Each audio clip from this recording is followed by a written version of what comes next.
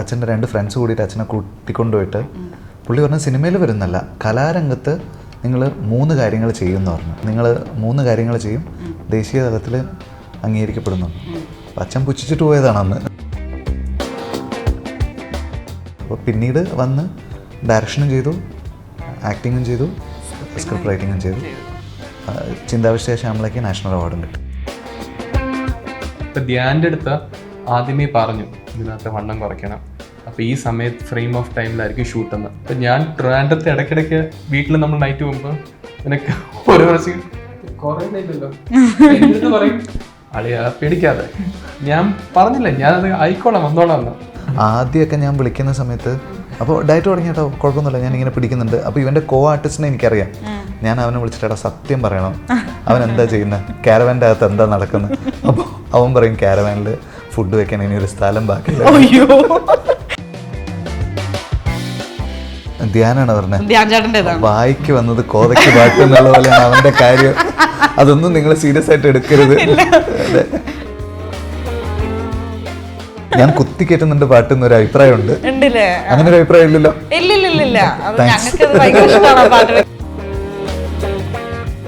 Chennai pass അല്ല, ഇപ്രാവശ്യം മദ്രാസ് പാസ്സാണ്. ചെറിയ വ്യത്യാസമുണ്ട്.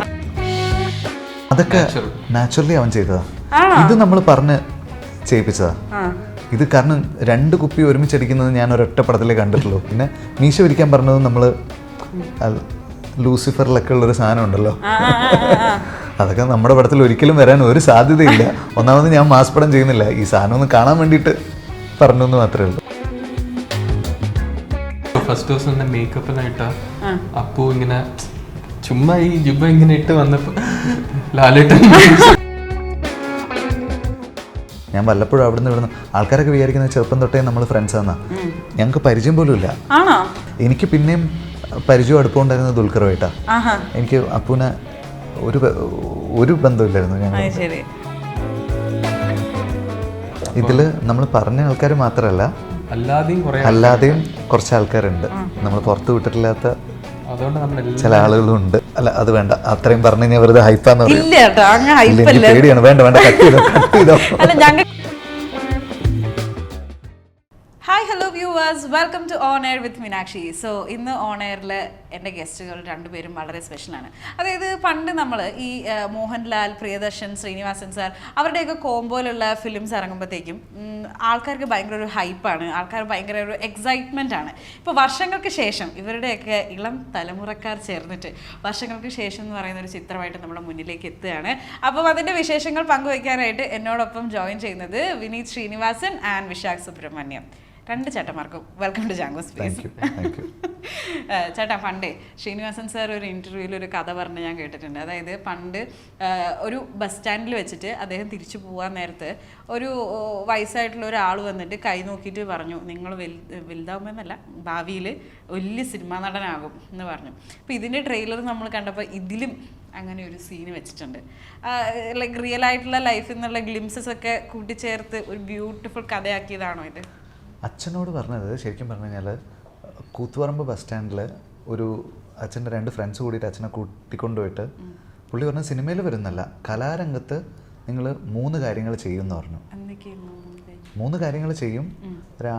അതായത് പിന്നെ പറഞ്ഞു ദേശീയ തലത്തിൽ നിങ്ങൾ അംഗീകരിക്കപ്പെടുമെന്ന് പറഞ്ഞു. അങ്ങനെ പറഞ്ഞു. സിനിമ എന്ന് സ്പെസിഫൈ ചെയ്ത് പറഞ്ഞില്ല. കലാരംഗത്ത് നിങ്ങൾ എത്തും, നിങ്ങൾ 3 കാര്യങ്ങൾ ചെയ്യും, ദേശീയ തലത്തിൽ അംഗീകരിക്കപ്പെടുന്നു. അച്ഛൻ പുച്ഛിച്ചിട്ട് പോയതാണ് അന്ന്. അപ്പോൾ ആ ചെറിയ പ്രായത്തിൽ. അപ്പോൾ പിന്നീട് വന്ന് ഡയറക്ഷനും ചെയ്തു, ആക്ടിങ്ങും ചെയ്തു, സ്ക്രിപ്റ്റ് റൈറ്റിങ്ങും ചെയ്തു. ചിന്താവിഷ്ടയ ശ്യാമളയ്ക്ക് നാഷണൽ അവാർഡും കിട്ടി. ഇതിൻ്റെ പുറകിൽ ഇതെങ്ങനെ സംഭവിച്ചു എന്നുള്ളത് നമുക്കറിയില്ല, പക്ഷെ നടന്നതാണ് സംഭവമാണ്. അതെ, ഇത് ധ്യാനാണ്. ഞാൻ സ്ക്രിപ്റ്റ് പറഞ്ഞപ്പോൾ എന്നെ ഓർമ്മിപ്പിച്ചത്, ഇങ്ങനൊരു സംഭവം അച്ഛൻ്റെ ലൈഫിൽ നടന്നിട്ടുണ്ടല്ലോ, ഏട്ടൻ അതും കൂടെ സ്പേസ് ഉണ്ടെങ്കിൽ ഇൻകോപ്പറേറ്റ് ചെയ്തുകൂടെ എന്ന് ചോദിച്ചു. അങ്ങനെയാണ് അത് ഇൻക്ലൂഡ് ചെയ്തത്. അപ്പം നമ്മളുടെ ഊഹം കറക്റ്റ് ആണ് ഗൈസ്. ആക്ച്വലി ഈ ഒരു സിനിമയുടെ ട്രെയിലർ കണ്ടു കഴിഞ്ഞപ്പോഴത്തേക്കും ജനങ്ങൾക്ക് നിങ്ങളോട് ചോദിക്കാനുള്ള കുറേ കാര്യങ്ങളൊക്കെ ഉണ്ട്. അപ്പം അതൊക്കെ കൂടെ കോർത്തിണക്കിക്കൊണ്ടായിരിക്കും ഈ ഒരു ഇൻ്റർവ്യൂ ഞാൻ കൊണ്ടുവന്നത്. അപ്പം നിങ്ങൾ അതിനുള്ളൊരു മറുപടി എനിക്ക് തരും എന്ന് ഞാൻ വിശ്വസിക്കുന്നു. അപ്പോൾ ആദ്യം തന്നെ എൻ്റെ ലൈക്ക് അവർക്ക് ചോദിക്കാനുള്ള കുറച്ച് കാര്യങ്ങൾ ഒരു മീം രൂപത്തിൽ ഞാൻ എടുത്തു വെച്ചിട്ടുണ്ട്. അപ്പോൾ അതിലേക്കാണ് ഞാൻ പോകുന്നത്. അപ്പോൾ ഇനിയിപ്പോൾ എന്തായാലും ഞാൻ പ്രൊഡ്യൂസറിൽ നിന്ന് തുടങ്ങാം. ഓക്കെ, എന്താടാ അങ്ങനെ ചിരി? ഇനിയിപ്പോൾ വരാൻ പോകുന്നത് ചേട്ടൻ്റെ പടം വർഷങ്ങൾക്ക് ശേഷം. ഞങ്ങൾ നെപ്പോട്ടിസം ടീമിൻ്റെ പടം, പക്ഷേ ഗ്രൂപ്പിൽ നെപ്പോട്ടിസം പ്രോഡക്റ്റ് അല്ലാത്ത ഒരാളും കൂടെ ഉണ്ട്, നിവിൻ പോളിയും എന്ന് പറഞ്ഞിട്ടൊരു ഇത്. ധ്യാനാണ് പറഞ്ഞത്, ധ്യാൻ ചേട്ടൻ്റെതാണ്. വായിക്ക് വന്നത് കോതയ്ക്ക് പാട്ട് എന്നുള്ള പോലെയാണ് അവന്റെ കാര്യം. അതൊന്നും നിങ്ങൾ സീരിയസ് ആയിട്ട് എടുക്കരുത്. അപ്പം എനിക്ക് അറിയാനുള്ളത് നിവിൻ പോളി എന്ന് പറഞ്ഞാൽ നിവിനന്റെ ആ ഒരു കാസ്റ്റിങ്ങിനെ പറ്റിയിട്ടാണ്. വളരെ ഇമ്പോർട്ടൻ്റ് ആയിട്ടുള്ള ഒരു റോളിലാണ് വരുന്നത് തോന്നുന്നു. അപ്പൊ എങ്ങനെയാണ് ചേട്ടാ ആ ഒരു കാസ്റ്റിംഗിലേക്ക് എത്തിയത് ഇവരുടെ ഒക്കെ ഒപ്പം? കാസ്റ്റിംഗ് ഞാനല്ലോ ചെയ്തത്, വിനീതാണല്ലോ. അതിന്റെ ഒരു അഭിപ്രായം പറയണം. ആക്ച്വലി വിനീത് എൻ്റെ അടുത്ത് ഈ പെർട്ടിക്കുലർ റോൾ എൻ്റെ അടുത്ത് പറഞ്ഞിരുന്നു, ഇങ്ങനെ ഒരു സംഭവമാണെന്ന് ചെയ്യാൻ പോണേന്ന്. അപ്പം വിനീത് ചോദിച്ച നിവിൻ ഇത് ചെയ്താൽ എങ്ങനെ ഇരിക്കും ചോദിച്ചു. ഞാൻ പറഞ്ഞു എനിക്കിത് നിവിൻ ചെയ്ത ഭയങ്കരമായിട്ട് നന്നായിട്ട് എന്നുവെച്ചാൽ എഴുതിയിരിക്കുന്നതിനേക്കാളും ബെറ്റർ ആയിട്ട് നിവിൻ പെർഫോം ചെയ്യുന്ന അറിയാം. അപ്പം എൻ്റെ ഒപ്പീനിയൻ ആയിട്ട് അത് പറഞ്ഞു. പിന്നെ എനിക്ക് പടം കണ്ടപ്പോൾ ഭയങ്കരമായിട്ട് അത് കറക്റ്റ് നിവിൻ അല്ലാതെ എനിക്ക് വേറെ ആരെയും ഇപ്പം ഇമാജിൻ ചെയ്യാൻ പറ്റണില്ല ആ റോളിനകത്ത്. കറക്റ്റ് കാസ്റ്റിംഗ് ആയിട്ട് എനിക്ക് തോന്നി. കാസ്റ്റിംഗ് ശരിയാണ്. വിനീതാണ് നിവിൻ ചേട്ടനും കൂടെ വരുമ്പോൾ സ്ക്രീനിലൊരു മാജിക്കാണ്. അത് എന്താണെന്ന് നമുക്കത് പറഞ്ഞു തരാൻ അറിയില്ല. അതാണ് ഇവിടെ ഇങ്ങനെ ഓഡിയൻസ് ഇങ്ങനെ ഒരു സംഭവം, അതായത് മലർവാടി, തട്ടത്തിൻ മറയത്ത്, ജേക്കബ്, അതേപോലെ തന്നെ വർഷങ്ങൾക്ക് ശേഷം. ഇപ്പം നിവിൻ ചേട്ടൻ ആസ് ആൻ ഒരു ആക്ടറും അദ്ദേഹത്തിൻ്റെ ഒരു ഗ്രോത്ത് പല രീതിയിലും ഒരു ബെഞ്ച് മാർക്ക് പോലെ സെറ്റ് ചെയ്ത ഫിലിംസാണ് ഇതെല്ലാം. അത് ഒരു ഭാഗ്യമായിട്ട് വിനീതേട്ടന് തോന്നാറുണ്ടോ? നമ്മൾ വർക്ക് ചെയ്യുമ്പോൾ ഒരു ഭയങ്കര സിങ്ക് ഉണ്ട് മീനാക്ഷി. അതെനിക്ക് ഭയങ്കരമായിട്ട് ഫീൽ ചെയ്തിട്ടുള്ളൊരു കാര്യമാണ്. വർക്ക് ചെയ്യുന്ന സമയത്ത് ഒരു ഭയങ്കര ഒരു സിങ്ക് ഫീൽ ചെയ്യാറുണ്ട്. അത് ഏറ്റവും കൂടുതൽ എനിക്ക് ഫീൽ ചെയ്തത് തട്ടത്തിൻ മറയത്തിലാണ്. തട്ടത്തിൻ മറയത്ത് ഞാനും അവനും ശരിക്ക് അങ്ങനെ നമുക്ക് ശരിക്കൊരു ഭയങ്കര മാജിക്ക് ഫീൽ ചെയ്തിട്ടുള്ള പടമാണ്. അപ്പോൾ അവിടുന്ന് തൊട്ട് പിന്നെ അതിങ്ങനെ കണ്ടിന്യൂ ചെയ്ത് വന്നിട്ടുണ്ട്. ഇപ്പോൾ കുറേ നാൾ കഴിഞ്ഞിട്ടാണ് ഞാൻ ഇവൻ്റെ കൂടെ 2016 അവസാനമായിട്ട് അവൻ്റെ മുമ്പിൽ ക്യാമറ വെച്ച് ഞാൻ മോണിറ്ററിൻ്റെ പുറകിലിരിക്കുന്നത്. 8 വർഷം കഴിഞ്ഞിട്ടാണ് ഇപ്പോൾ വർഷങ്ങൾക്ക് ശേഷം വരുന്നത്. വർഷങ്ങൾക്ക് ശേഷമാണ് അത്. നിവിനുമായിട്ട് ഞാൻ കഥ പറയാൻ വേണ്ടിയിട്ട് പോയ സമയത്ത് ഇരിക്കുന്ന സമയത്ത് നിവിൻ എന്നോടും ഫസ്റ്റ് ചോദിച്ചതാണ് വർഷങ്ങൾക്ക് ശേഷം അല്ലേ എന്ന് ചോദിച്ചു. അപ്പോൾ ഞാൻ പറഞ്ഞു നിവിനെ അതാണ് പടത്തിൻ്റെ ടൈറ്റിൽ എന്ന് പറഞ്ഞു. അങ്ങനെയാണ് ടൈറ്റിൽ അവതരിപ്പിച്ചു കൊടുത്തത്, വർഷങ്ങൾക്ക് ശേഷം. അപ്പം എങ്ങനെയുണ്ട് ചേട്ടാ ഈ ഒരു 8 വർഷത്തിന് ശേഷം അദ്ദേഹത്തെ ഡയറക്റ്റ് ചെയ്യുമ്പോൾ ആസ് എൻ ആക്ടർ ഒരുപാട് വളർന്നിട്ടുണ്ടല്ലോ? ആസ് എൻ ആക്ടർ എനിക്ക് അവൻ ആ സമയത്തുള്ള എനർജിയും പെർഫോമൻസും അതുപോലെ റീറ്റെയിൻ ചെയ്തതാണ് എനിക്ക് ഫീൽ ചെയ്തത്. ഇതിൽ ഒരു സാധനം എക്സ്ട്രാ പുഷ് ചെയ്യാനുള്ളതുണ്ടായിരുന്നു, അത് നിവിൻ പുഷ് ചെയ്യുമെന്ന് എനിക്കറിയായിരുന്നു. ഡബിലാണ് ഞാൻ ശരിക്കും സർപ്രൈസ്ഡ് ആയത്. കാരണം നിവിൻ്റെ ഡബ് ഇനീഷ്യലി ഭയങ്കര ഡിഫിക്കൽട്ടായിരുന്നു. മലർവാടി ചെയ്യുന്ന സമയത്തും തട്ടൻ ചെയ്യുന്ന സമയത്തൊക്കെ സമയമെടുത്ത് ഡബ് ചെയ്യുന്ന ആളെ ഡബ് അവന് കുറച്ച് സ്ട്രെയിനുമായിരുന്നു. ഇപ്പോൾ ഭയങ്കര ഈസി ആയിട്ട് അത് ചെയ്യാൻ തുടങ്ങി. ഇപ്പോൾ ഡബിൽ ഏറ്റവും ഡിഫിക്കൽട്ടാണ് ചെറിയ ഡീറ്റെയിൽ ഉണ്ടല്ലോ, അതായത് തപ്പൽ, മൂളൽ, അങ്ങനത്തെ കുഞ്ഞു കുഞ്ഞു എഫക്ട്സ്. അപ്പോൾ അങ്ങനത്തെ സാധനം അടക്കം മൈന്യൂട്ടായിട്ട് പൈലറ്റ് ട്രാക്കിൽ എന്താണോ ഉള്ളത് അത് അതുപോലെ ഡബിൽ ചെയ്തു. അതെനിക്ക് ഇതെപ്പോഴാണ് ഇവൻ ഇങ്ങനെ എക്സ്പെർട്ട് ആയത് ഡബിൻ്റെ എന്നുള്ളത് നേരിട്ട് പറഞ്ഞോ? ഞാൻ പറഞ്ഞു ഇത് ഇത്ര ഈസിയായി. കാരണം 8 കൊല്ലം ഞാനിപ്പോൾ ഇവൻ്റെ കൂടെ വർക്ക് ചെയ്തിട്ടില്ലല്ലോ. അപ്പോൾ എനിക്ക് ആ ഡിഫറൻസ് ഭയങ്കരമായിട്ട് ഫീൽ ചെയ്തത് ഡബിലാണ്. അടിപൊളി. ഇനി ഷാകേട്ടാ, ഹൃദയത്തിൽ 15 പാട്ടുകളുണ്ട്, വർഷങ്ങൾക്ക് ശേഷത്തിൽ 14 പാട്ടുകളുണ്ട്. പാട്ടുകൾ നിനക്കൊരു വല്ലാത്ത വീക്ക്നെസ് തന്നെയാണല്ലേ എന്ന് ഇത് എപ്പോഴെങ്കിലും അങ്ങോട്ട് ചോദിച്ചിട്ടുണ്ടോ? ഫസ്റ്റ് സിനിമയിൽ ഇപ്പം നമ്മുടെ ലാസ്റ്റ് മൂവിയിൽ ഇങ്ങനെ ഹൃദയം ലോക്ക്ഡൌൺ വന്നല്ലോ. അപ്പൊ ആദ്യം 8 പാട്ടായിരുന്നു. 8 പാട്ട് കഴിഞ്ഞ് ഒരു ദിവസം 9 പാട്ടായി, 10ആയി. ഈ ലോക്ക്ഡൌൺ മാസങ്ങൾ കൂടുന്തോറും പാട്ട് കൂടിക്കൊണ്ടിരിക്കുന്നു. പക്ഷെ ഈ പടത്തിൽ വന്നപ്പം ഞാൻ അങ്ങോട്ട് പറഞ്ഞു പാട്ട് വേണമെങ്കിൽ കൂട്ടിക്കോ കേട്ടോ. ആദ്യമേ എൻ്റെ അത് പറയണം എത്ര പാട്ടുണ്ടെന്ന്, ഈ അവസാനം പോവാതെ ഇരിക്കാൻ വേണ്ടി. അപ്പൊ ഞാൻ തന്നെ ഈ പ്രാവശ്യം എൻകറേജ് ചെയ്തായിരുന്നു പാട്ട് കൂടിയാലും കുഴപ്പമില്ലെന്ന്. അങ്ങനെയാണ് ഈ ഒരു 14 പാട്ടില്ല, അതിൽ 3 മൈനസ് ട്രാക്കാ. പക്ഷെ മൊത്തത്തിലൊരു 10-11 അത് ഒരു തീം മ്യൂസിക് അടക്കമാണ്. പാട്ടായിട്ട് എനിക്ക് തോന്നുന്നു 9-10 അത്രേ ഉള്ളൂ. പക്ഷെ ഈ പാട്ടുകളൊക്കെ നമുക്ക് ഈ ടൈറ്റിൽ സോങ്സ് ആയാലും തീം മ്യൂസിക് ആയാലും നമുക്കിരുന്ന് കേൾക്കുമ്പോൾ കിട്ടുന്നൊരു ഫീൽ, അത് വല്ലാത്തൊരു ഫീൽ തന്നെയാണ്. പിന്നെ കുഴപ്പമില്ല, പാട്ട് പിന്നെ ഒരു പ്രശ്നമില്ല, അടിപൊളിയേ. ഞാൻ കുത്തി കയറ്റുന്നുണ്ട് പാട്ടെന്നൊരു അഭിപ്രായം ഉണ്ട്. ഉണ്ടല്ലേ? അങ്ങനെ ഒരു അഭിപ്രായം ഇല്ലല്ലോ? ഇല്ലില്ല, അത് ഞങ്ങൾക്ക് ഭയങ്കര ഇഷ്ടമാണ് പാട്ടുകൾ കേൾക്കാൻ അല്ലേ ഗൈസ്. ഓക്കെ, ഇനി അടുത്തതായിട്ട് ഇതേപോലെ ഒരു പബ്ലിക് ഒപ്പീനിയൻ ആണ്. ഹൃദയം തിയേറ്ററിൽ സൃഷ്ടിച്ചതുപോലെ ഒരു മാജിക്കൽ തിയേറ്റർ എക്സ്പീരിയൻസ് അതിൽ കുറഞ്ഞെന്ന് ഇവിടെ നിന്നൊന്നും പ്രതീക്ഷിക്കേണ്ട. ആൾക്കാർക്ക് ഭയങ്കര ഹൈപ്പാണ് വർഷങ്ങൾക്ക് ശേഷത്തിനെ പറ്റിയിട്ട്. അത് എന്താണ് നിങ്ങൾക്ക് അതിനെ പറ്റിയിട്ട് തോന്നുന്നത്? ഞങ്ങളായിട്ട് ഹൈപ്പ് മെയിലൊന്നും കൊടുത്തിട്ടില്ല. നമ്മുടെ എന്താണോ പടം അത് ആക്ച്വലി നമ്മൾ കറക്റ്റ് ടീസറും ട്രെയിലറിലും കൺവേ ചെയ്തിട്ടുണ്ട്.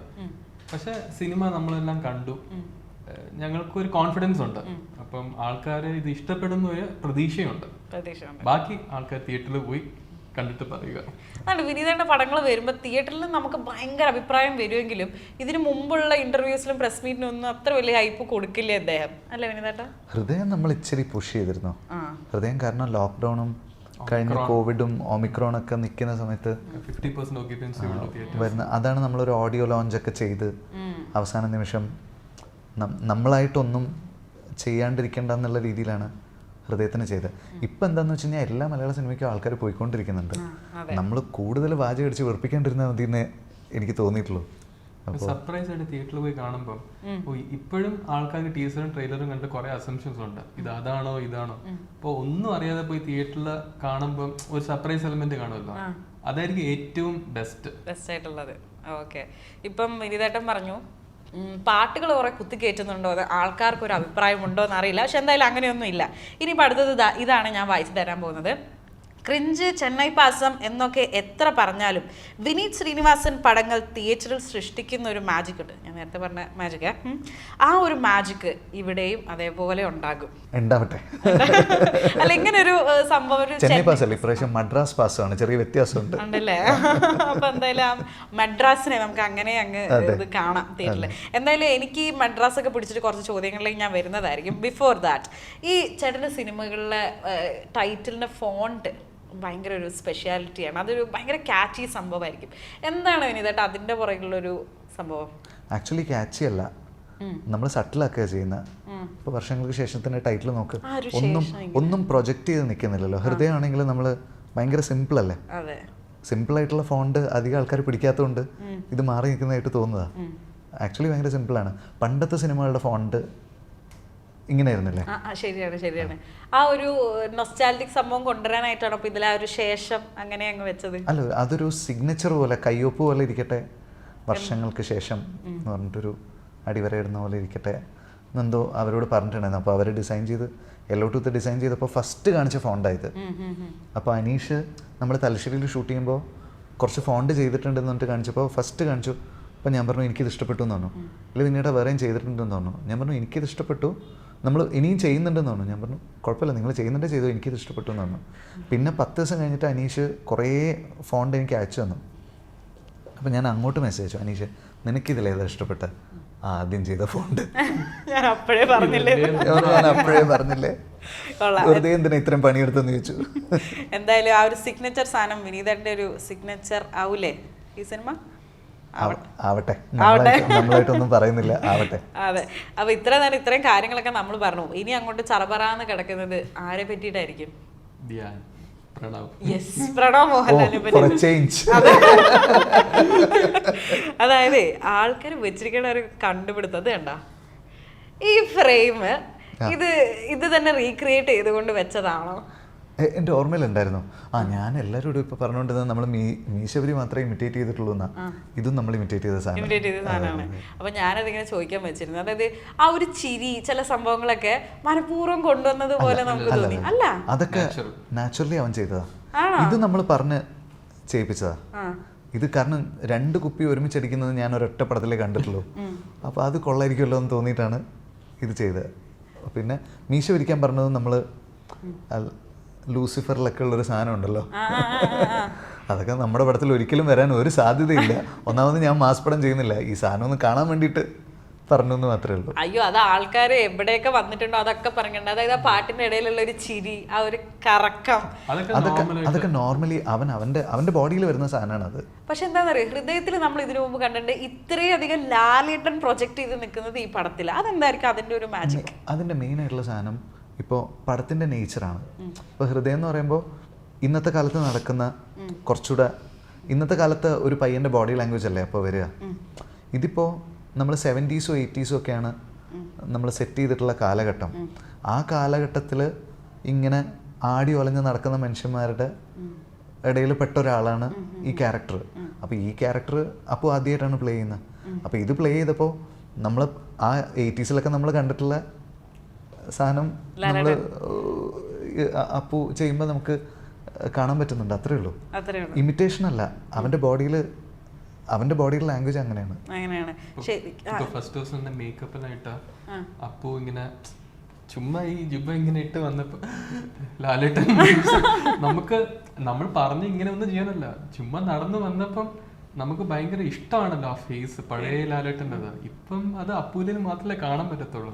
അതാണ് നമുക്കൊരു എക്സൈറ്റ്മെന്റ്. ഒരു സോങ് ആണെങ്കിലും അപ്പു ഇപ്പം ശരിക്കും നോക്കി അപ്പു എവിടെയെങ്കിലും കാണെങ്കിലും സാധാരണ ഒരു ടീഷർട്ട്, ഇപ്പം ഇങ്ങനത്തെ ഡ്രസ്സുകളെല്ലാം സിനിമയിൽ അപ്പു ഇട്ട് കാണാനും പറ്റത്തുള്ളൂ. ഈവൻ അപ്പുവിൻ്റെ ഫാമിലിയിലുള്ള ഇപ്പം ഞാൻ പറഞ്ഞില്ലേ വിശാഖത്ത് മോഹൻ ചേട്ടൻ എന്ന് പറഞ്ഞിട്ട് അപ്പുവിൻ്റെ അങ്കിളിനെ ഞാൻ ഫസ്റ്റ് ടീച്ചർ കാണിച്ചപ്പോൾ എന്നോട് ഇങ്ങോട്ട് ഫസ്റ്റ് പറഞ്ഞത് എടാ ഇവൻ നമ്മുടെ ഇടയിലൊക്കെ ഉള്ള പോലെ തന്നെ ചെയ്തിട്ടുണ്ടല്ലോ എന്ന് പറഞ്ഞു.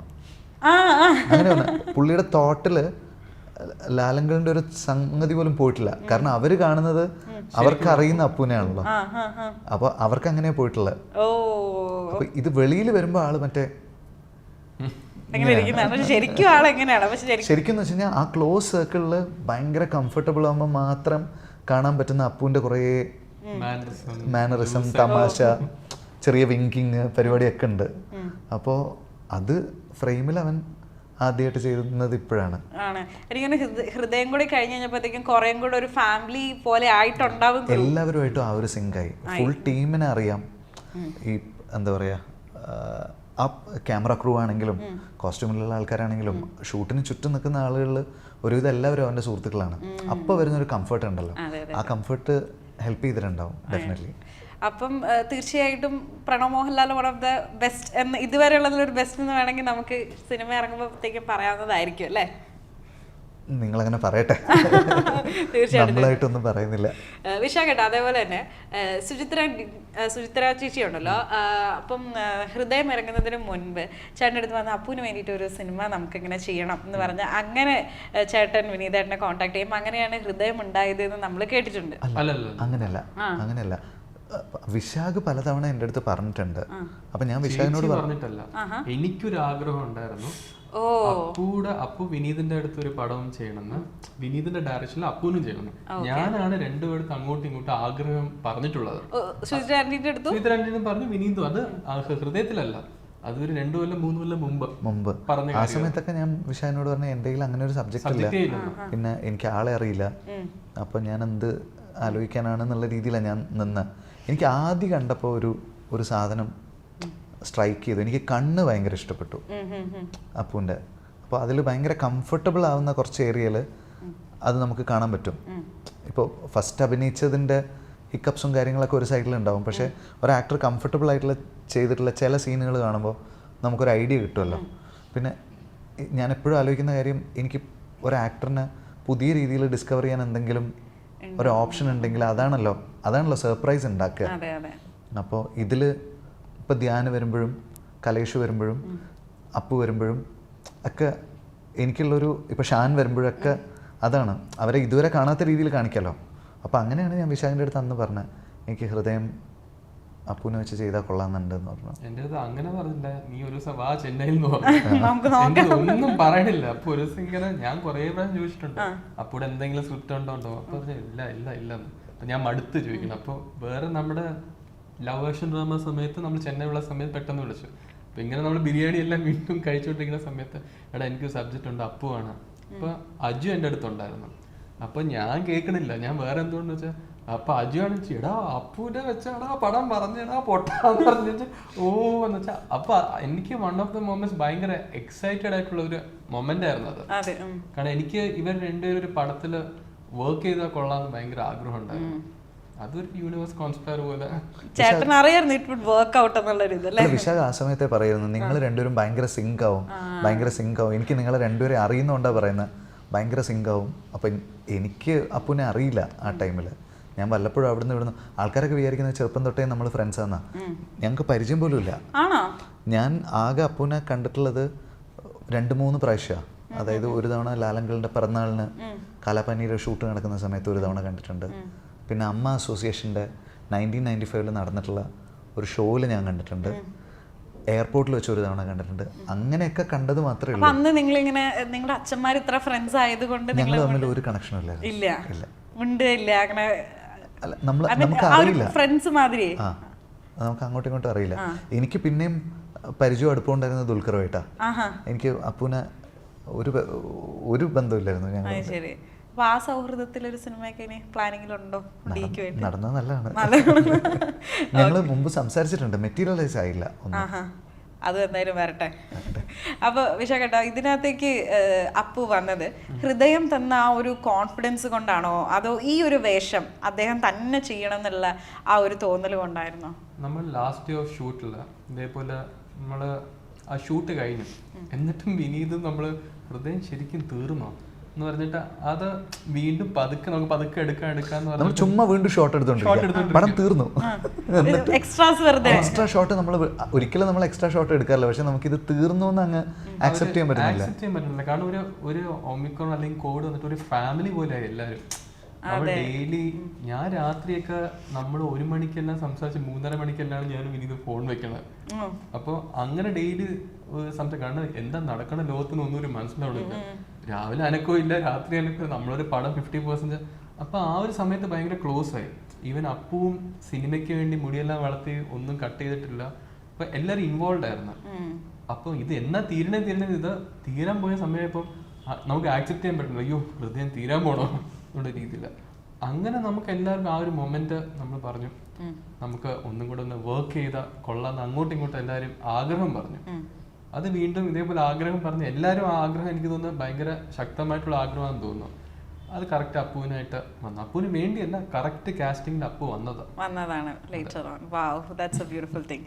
വിനീതായിട്ട് നേരത്തെ പറഞ്ഞേ എല്ലാവരും വ്യത്യസ്തമായിട്ടുള്ളൊരു രീതിയിൽ നമുക്ക് കാണിക്കണ്ടേ, ലൈക്ക് ഒരു യുണീക്ക് ഇതുവരെ കാണാത്തൊരു സംഭവം നമ്മൾ കാണിക്കണ്ടേ. നമ്മൾ ഭയങ്കരമായിട്ടല്ല, ഒരു ചെറിയ രീതിയിലൊരു വ്യത്യാസം വരുമ്പോൾ ഓഡിയൻസിന് എപ്പോഴും അതൊരു സർപ്രൈസ് ഉണ്ടാക്കുമല്ലോ. പിന്നെ നമ്മൾ അങ്ങനെ വൻതോതിൽ ഞെട്ടിയതാണ് അതിൽ ധ്യാൻ ചേട്ടൻ്റെ ഗെറ്റപ്പും മുഖത്ത് മിന്നി മാറുന്ന ഇമോഷൻസും ഒക്കെ കണ്ടിട്ട്. അപ്പോൾ I will read out the next one for you.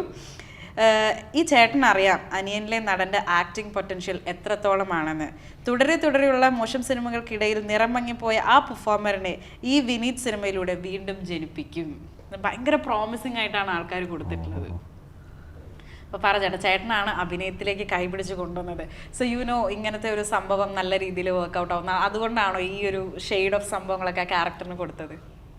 എനിക്ക് ധ്യാൻ ഇത് നന്നായി ചെയ്യുന്ന പ്രതീക്ഷ ഉണ്ടായിരുന്നു, പക്ഷേ ഞാൻ വിചാരിച്ചതിനേക്കാളും കൺട്രോൾഡായിട്ട് ധ്യാനിത് ചെയ്തു. ഒട്ടും നമുക്ക് ആ ഒരു ചെറുപ്പക്കാരൻ പ്രായമുള്ള ആളായിട്ട് അഭിനയിക്കുക എന്ന് തോന്നാത്ത രീതിയിൽ ബോഡി ലാംഗ്വേജും ഒക്കെ മാറ്റി കുറേ അഡീഷൻസ്, ചെറിയ സാധനങ്ങളുണ്ടല്ലോ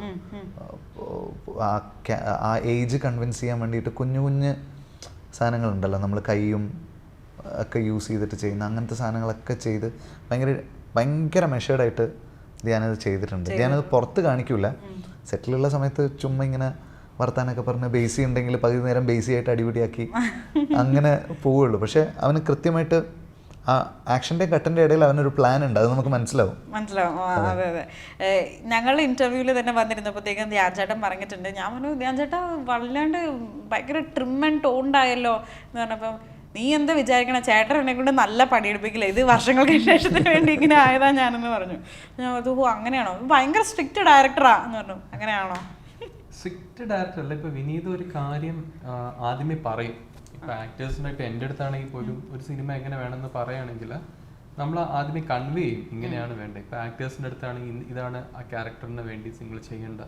പിന്നെ അത് കൺവേ ചെയ്ത് കഴിഞ്ഞാൽ പിന്നെ അതിൽ മാറ്റമില്ല. ഇപ്പൊ ധ്യാൻ്റെ അടുത്ത് ആദ്യമേ പറഞ്ഞു ഇതിനകത്ത് വണ്ണം കുറയ്ക്കണം, അപ്പൊ ഈ സമയത്ത് ഫ്രെയിം ഓഫ് ടൈമിലായിരിക്കും ഷൂട്ടെന്ന്. അപ്പൊ ധ്യാൻ്റെ സ്വഭാവം ഇപ്പം ഞങ്ങൾ ഫ്രണ്ട്സും കൂടെ ആണല്ലോ. അപ്പൊ ഞാൻ ട്രാൻഡത്തെ ഇടയ്ക്കിടയ്ക്ക് വീട്ടിൽ നമ്മൾ നൈറ്റ് പോകുമ്പോൾ എനിക്ക് ഓരോ പ്രാവശ്യം കുറയുന്നില്ലല്ലോ എന്നിട്ട് പറയും അളിയാ പേടിക്കാതെ, ഞാൻ പറഞ്ഞില്ല ഞാനത് ആയിക്കോളാം വന്നോളാം എന്ന്. അപ്പൊ ഈ ലാസ്റ്റ് ബെഞ്ചേഴ്സ് ഉണ്ടല്ലോ, ഈ എക്സാം എല്ലാം എഴുതിയിട്ട് അവസാനം ഓടിപ്പോയി ഷീറ്റ് കൊടുക്കുമല്ലോ, അതാണ് ധ്യാനം. ലാസ്റ്റ് 1 മന്തിലാണ് ആദ്യം വിശാഖ് പറയുന്നതിനിടയിൽ പറയല്ല, ആദ്യമൊക്കെ ഞാൻ വിളിക്കുന്ന സമയത്ത് അപ്പോൾ ഡയറ്റ് തുടങ്ങിയിട്ടോ കുഴപ്പമൊന്നുമില്ല ഞാൻ ഇങ്ങനെ പിടിക്കുന്നുണ്ട്. അപ്പോൾ ഇവൻ്റെ കോ ആർട്ടിസ്റ്റിനെ എനിക്കറിയാം, ഞാൻ അവനെ വിളിച്ചിട്ടാ സത്യം പറയണം അവൻ എന്താ ചെയ്യുന്നത്, കാരവൻ്റെ അകത്ത് എന്താ നടക്കുന്നത്. അപ്പോൾ അവൻ പറയും ക്യാരവാനിൽ ഫുഡ് വെക്കാൻ ഇനി ഒരു സ്ഥലം ബാക്കിയില്ല. അയ്യോ, അപ്പൊ കള്ളാണ് പറയണ ഫോൺ വിളിച്ചിട്ട് ഡയറ്റിംഗ് ആണെന്നൊക്കെ. കളവായിരുന്നു ആദ്യമൊക്കെ, ഫുൾ കളവായിരുന്നു. ചേട്ടൻ എന്നിട്ട് അതൊക്കെ വിശ്വസിച്ചു? ഏയ് ഇല്ല, അതല്ല ഞാൻ വിളിച്ചു ചോദിക്കുന്നത്. അപ്പോൾ പക്ഷേ ലാസ്റ്റ് 2 മാസം ഭയങ്കര സ്ട്രിക്റ്റ് ആയിരുന്നു. അതിൽ ഷൂട്ട് തുടങ്ങുന്നതിന് മുമ്പുള്ള 1 മാസം കഷ്ടപ്പെട്ടിട്ടുണ്ട്. അങ്ങനെയാണ് നല്ല രീതിയിൽ ആ വണ്ണം അങ്ങോട്ട്. ലാസ്റ്റ് ഒരു 4 weeks ധ്യാനം വിളിച്ചിട്ട് കാണാൻ പറ്റിയില്ല. അപ്പോൾ ഒരു ദിവസം ഇങ്ങനെ സ്ക്രിപ്റ്റ് റീഡിംഗ് സെഷനിലാണ് ധ്യാനം വിളിച്ചിട്ട് ആളെ ഞാൻ വരാമെന്ന് പറഞ്ഞിട്ട്.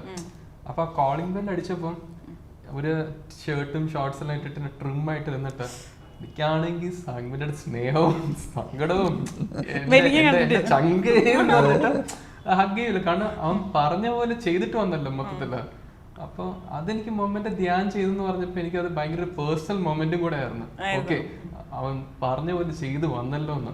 വിനീതിനും അതേപോലെ ആയിരുന്നു. കാരണം ചേട്ടൻ ഞെട്ടി ലാസ്റ്റിലേക്ക്. അതായത് ഇത്രയും ടേബിൾ നിറയെ ഫുഡ് നിരത്തി വെച്ചിട്ട് ഡയറ്റാന്ന് പറയുന്ന ആൾ ഇത്രയും വണ്ണം കുറച്ച്. അത് 2.5 മാസം മുമ്പോ അതിന് മുമ്പൊക്കെ ആയിരുന്നു. 2 മാസം മുമ്പ് തൊട്ട് അവൻ സ്ട്രിക്റ്റ് ആയിട്ട് പിടിച്ചിട്ടുണ്ട്. അപ്പോൾ കുറയുന്നുണ്ട് എന്നുള്ളത് ഞാൻ അറിഞ്ഞിട്ടുണ്ട്. എനിക്ക് കണ്ടപ്പോൾ ആശ്വാസമായി, സമാധാനം. കാരണം ഈ 1 മാസം മുമ്പ് അവൻ വർക്ക് ചെയ്യുന്ന 2-3 പടങ്ങളുണ്ടായിരുന്നു. അത് 3 മാസം മുമ്പ് ഷൂട്ടും തുടങ്ങി. അപ്പം അവിടെ ഇരുന്ന കോസ്റ്റ്യൂം ഡിസൈൻ, നിങ്ങളുടെ പടം കാണാൻ ഞങ്ങളെ കണ്ടിന്യൂറ്റി പോയിക്കൊണ്ടിരിക്കുക. കണ്ടിന്യൂറ്റി വീണ്ടും കൂടിയോ നോക്കുമ്പോ ഇപ്പൊ പാഡെല്ലാം വെച്ചിട്ടാണ് അഭിനയിക്കണേന്ന്. പാഡ് വെച്ച്. അപ്പം അതൊക്കെ കേൾക്കുമ്പം ഒരു സന്തോഷം ഉണ്ടല്ലോ നിങ്ങൾക്ക്. സന്തോഷം എന്നല്ലേ?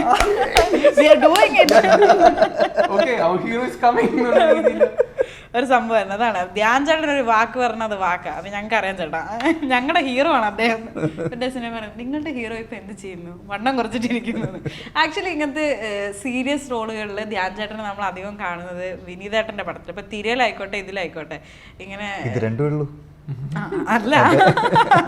പക്ഷെ വേറെ സിനിമകളിലൊക്കെ നമ്മൾ പിന്നെ ഭയങ്കര ജോവിയൽ ആൻഡ് ഫണ്ണി ഗൈ ആയിട്ടാണ് കാണുന്നത്. എന്താ എപ്പോഴും അനിയന് സീരിയസ് ആയിട്ടുള്ള റോളുകൾ കൊടുക്കുന്നത് ചേട്ടാ? അങ്ങനെയൊന്നും ഞാൻ ആലോചിച്ചിട്ടില്ല. ഇതിലെല്ലാം ഉണ്ട്. ആ ക്യാരക്ടർ എന്താ പറയാ, തമാശ പറയുന്ന ഭയങ്കര ലൈറ്റർ മൊമെന്റ്സിൽ കൂടെ പോകുമ്പോൾ അങ്ങനത്തെ മൊമെന്റ്സും ഉണ്ട്. അയാൾ ഇമോഷണൽ ആകുമ്പോൾ ഇമോഷണൽ ആയിട്ടുള്ള മൊമെന്റ്സും ഉണ്ട്.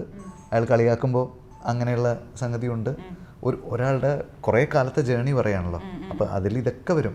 സെലിബ്രേഷനും വരും, സാഡ്നെസ്സും വരും, ഹാപ്പിനെസ്സും വരും, എല്ലാം കടന്നു പോകുന്നുണ്ട്.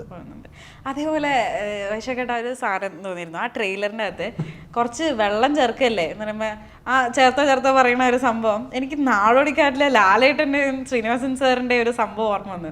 അത് നിങ്ങൾ അങ്ങനെ തന്നെ വെച്ചതല്ലേ? എനിക്കതായത് ധ്യാനേട്ടൻ പറയുന്ന ഒരു മാനറിസം കൂടി എനിക്ക് അങ്ങനെ തോന്നുന്നു.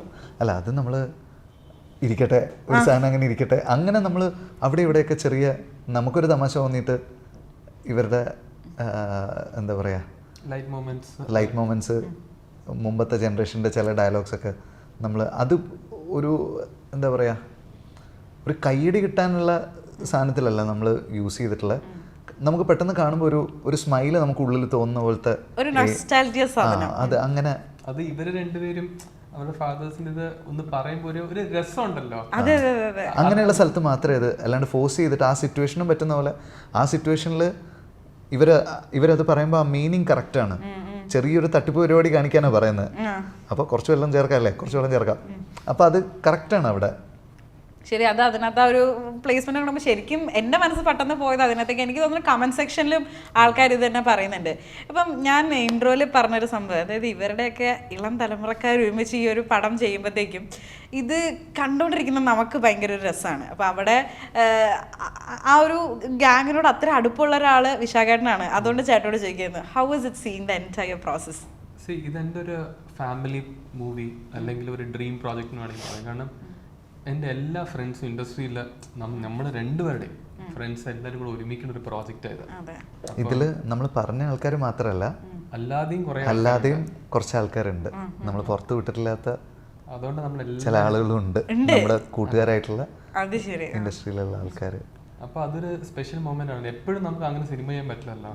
സോ ഇതിന്റെ ക്യാൻവാസ് ഒക്കെ ഭയങ്കര വലുതാണ്. ഇത് എങ്ങനെ ഇത് ഷൂട്ട് ചെയ്ത് ഇതെങ്ങനെ തീർക്കും എന്നല്ല ഒരു പ്രീ പ്രൊഡക്ഷൻ സമയത്ത് ഉണ്ടായിരുന്നെങ്കിലും മറ്റേ സൈഡിൽ എക്സൈറ്റ്മെന്റ് എന്ന് പറഞ്ഞാൽ ഓക്കെ നമ്മുടെ ഫ്രണ്ട്സ് എല്ലാം ജോയിൻ ചെയ്യണ പടം. ഇപ്പോൾ ഞാൻ നേരത്തെ പറയുന്നു, നമ്മൾ മിക്സിംഗ് ടൈമിൽ ഇത് സ്ക്രീനിൽ കാണുമ്പം പിന്നീട് നമ്മൾ തന്നെ ചെയ്ത പടമാണോ? അപ്പം നമ്മൾ തിയേറ്റേഴ്സിൽ പണ്ട് കണ്ടിട്ടുണ്ടല്ലോ ഈ മൾട്ടി സ്റ്റാർ പടങ്ങളെല്ലാം വരുമ്പോൾ ഓക്കെ വാവ് ഇതൊക്കെ ഇതൊക്കെ രസമുണ്ടല്ലോ സ്ക്രീൻ. അപ്പൊ ഈ ഇങ്ങനത്തെ ഒരു പ്രോജക്റ്റ് നമ്മളെ കൊണ്ട് ഒരു ചെറിയ ഇതിൽ ചെയ്യാൻ പറ്റുന്നതെന്ന് പറഞ്ഞപ്പം അതൊരു പ്രൗഡ് ഫീലിംഗ് ആയിരുന്നു. പിന്നെ തീർച്ചയായിട്ടും അത് ആ ഒരു പ്രൗഡ് ഫീലിംഗ് എന്തായാലും നമുക്കും കിട്ടുന്നുണ്ട് അത് ഇത് കാണുമ്പോഴത്തേക്ക്. കാരണം നമ്മൾ ഇത്രയും നാളായിട്ട് ലൈക്ക് ആരാധിക്കുന്ന ഒരു ലെഗസി ഹോൾഡ് ചെയ്യുന്ന ആൾക്കാരുടെ ലൈക്ക് മക്കളെല്ലാവരും കൂടെ ഒരുമിച്ച് ഒരു പടം ചെയ്യുമ്പം it's very special for Malayalis also.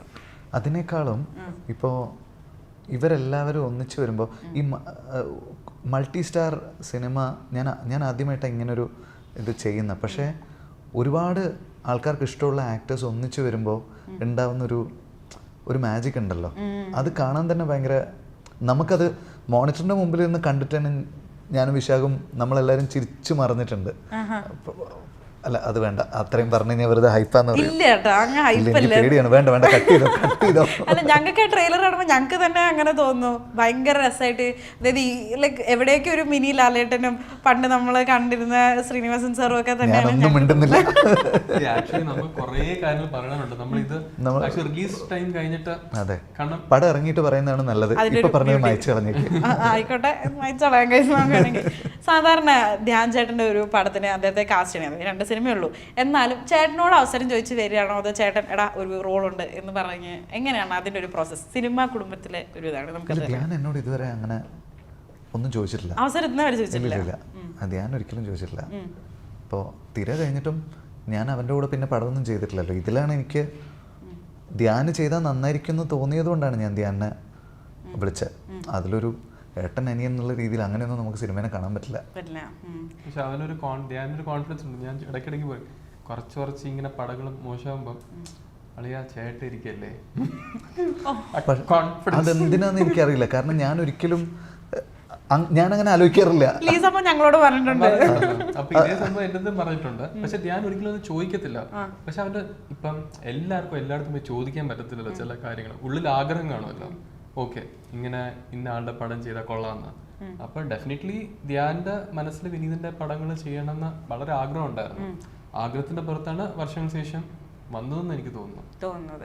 ഈ വർഷങ്ങൾക്ക് ശേഷം എന്ന് പറയുന്ന ഈ സിനിമയുടെ കഥ ലൈക്ക് വർഷങ്ങളായിട്ട് വിനീതേട്ടന്റെ ഉള്ളില് വിനീതേട്ടനോടൊപ്പം തന്നെ സഞ്ചരിച്ചിരിക്കുന്ന ഒരു മൂവിയാണെന്ന് ഞാൻ കേട്ടിട്ടുണ്ട്. അതായത് ആദ്യം ഇത് പറയുന്നത് ദിവ്യ ചേച്ചിയോടാണ്, പ്രിയദർശൻ സാറിനോട് പറഞ്ഞിട്ടുണ്ട്. അല്ല, പ്രിയനങ്ങളിനോടൊക്കെ പറഞ്ഞ ഇപ്പൊ അടുത്താണ് കഴിഞ്ഞ കൊല്ലം ആണ് അല്ലേ? കഴിഞ്ഞ കൊല്ലാണോ? എന്തായാലും ദിവ്യ ചേച്ചിയോടല്ലേ ആദ്യം പറഞ്ഞത്? ഓക്കെ. അപ്പം ഇത്രയും നാളായിട്ട് ഒപ്പമുള്ള ഒരു കഥയാണ്. അപ്പം ഇതിലെ കാസ്റ്റിംഗ് സംഭവങ്ങളൊക്കെ മേ ബി അടുത്തിടയ്ക്ക് ആയിരിക്കും ആയിട്ടുണ്ടാവുക. അപ്പം എനിക്ക് ആ ഒരു കഥയുടെ ഒരു ഗ്രോത്തും പിന്നെ ലേറ്റർ ഓൺ ഇതിന്റെ കാസ്റ്റിംഗ് ഒക്കെ വന്ന ആ ഒരു ജേർണി ഒന്ന് പറയാ ചേട്ടാ. അത് പറയാന്ന് വെച്ച് കഴിഞ്ഞാൽ കുറേ ഉണ്ട്. ഓരോ സമയത്തും ഓരോരോ ആൾക്കാരെ ഞാൻ ആലോചിച്ചിട്ടുണ്ട്. ഇപ്പോൾ അജു ചെയ്ത ക്യാരക്ടറിന് ഞാൻ ഒരു സമയത്ത് മുകേഷ് അങ്കിളിനെ ആലോചിച്ചിട്ടുണ്ട്. അതുപോലെ അശ്വത്ത് ചെയ്ത ക്യാരക്ടറിന് ഞാൻ മണിയമ്പിള്ള രാജുവിനെ ആലോചിച്ചിട്ടുണ്ട്. ഇതൊക്കെ വർഷങ്ങൾക്ക് മുമ്പ്. അതാണ് സ്റ്റോറി മാറിയിട്ടുണ്ട് എന്നല്ല, സ്റ്റോറി ഇവോൾവ് ചെയ്തിട്ടുണ്ട്. കുറേ കാര്യങ്ങൾ നമ്മളിങ്ങനെ കുറേ കൊല്ലൊരു കഥയായിട്ട് ഇങ്ങനെ പോകുമ്പോൾ കഥ തന്നെ ഇങ്ങനെ ഇവോൾവ് ചെയ്ത് മാറുമല്ലോ. അപ്പം നമ്മൾ ആലോചിച്ച ആൾക്കാരൊക്കെ മാറി വേറൊരു സെറ്റ് ഓഫ് ആൾക്കാർ വന്ന്, പിന്നെ അവൈലബിലിറ്റി എന്ന് പറയുന്നൊരു സംഗതി വരുമ്പോഴേക്കും അതിൽ ചില ആൾക്കാർ മാറി മറിഞ്ഞൊക്കെ ആണ് ഇതിന്റെ കാസ്റ്റിംഗ് വന്നിട്ടുള്ളത്. ലാസ്റ്റ് മാർച്ചിലാണ് വിനീത് ഫുള്ളായിട്ട് ഇത് എഴുതി തീർന്നതും. പിന്നെ ഒരു ഏപ്രിൽ മെയ് കൊണ്ട് നമ്മൾ ആക്ച്വലി സ്റ്റാർ കാസ്റ്റ് മൊത്തം ഫിക്സ് ചെയ്തു. ആദ്യം പ്രണവിനോടല്ല പറഞ്ഞത്. അതെ, ഓൺ പേപ്പർ ആവുന്നതിന് മുമ്പ് എനിക്ക് അപ്പു, ധ്യാൻ, നിവിൻ, അത് 3 പേരുണ്ടെങ്കിൽ മാത്രമേ ഇത് നടക്കുള്ളൂ എന്നുള്ളത് മൈൻഡിലുണ്ടായിരുന്നു. ബാക്കിയെല്ലാം നമുക്കിങ്ങനെ വേണമെന്നുണ്ട്. ഇപ്പോൾ ബേസിയുടെ കാര്യം നമുക്ക് ആഗ്രഹമുണ്ട്, അതുപോലെ നീരജിൻ്റെ കാര്യം നമുക്ക് ആഗ്രഹമുണ്ട്. ഇവരെല്ലാവരെയും കിട്ടുമെന്ന് നമുക്കറിയില്ല. അജു കല്യാണി അങ്ങനെ കുറേ നമുക്ക് അങ്ങനെ വിഷ് ലിസ്റ്റ് ഉണ്ടായിരുന്നു. പക്ഷെ നമ്മൾ വിളിച്ച എല്ലാവരും വന്നു. ചില ആൾക്കാർക്ക് ചില സ്ഥലത്ത് സ്റ്റക്ക് ആയതുകൊണ്ട് വരാൻ പറ്റാത്ത ആൾക്കാരുണ്ട്. പക്ഷെ അവർക്ക് പകരം നമുക്ക് വേണ്ടപ്പെട്ട ആൾക്കാരെ തന്നെ കിട്ടുകയും ചെയ്തു. ഒരു നിയോഗം പോലെ ഈ ഒരു സിനിമ ശരിക്കും തോന്നുകയാണ്. ഈ ഒരു സിനിമ നടക്കുന്ന ഒരു കാലഘട്ടം എന്ന് പറഞ്ഞു കഴിഞ്ഞാൽ ചേട്ടന്റെ ഒക്കെ അച്ഛൻ യങ് ആയിട്ടുള്ള ആ ഒരു സമയമാണ്. അപ്പൊ ആ ഒരു ടൈം മാത്രമല്ല അവിടുന്ന് തുടങ്ങി പ്രസന്റ് വരെ ഉള്ളൊരു ജേർണി അല്ലേ? അപ്പം ആ ഒരു സമയത്തെ ഒന്ന് റീക്രിയേറ്റ് ചെയ്യാന്ന് പറഞ്ഞു കഴിഞ്ഞാൽ മേ ബി ഇത്തിരി ടാസ്ക് ഉള്ള പരിപാടിയായിരിക്കും. അപ്പൊ അതിലാരാ ഹെൽപ്പ് ചെയ്തത്? ശ്രീനിവാസൻ സാർ ആയിരുന്നോ? അല്ല, നമ്മുടെ ടീം. അതായത് ഇതില് എഴുതി കഴിഞ്ഞിട്ട് ഞാൻ കുറേ ആൾക്കാർക്ക് ഇത് നെറേറ്റ് ചെയ്ത് കൊടുത്തിട്ടുണ്ട്.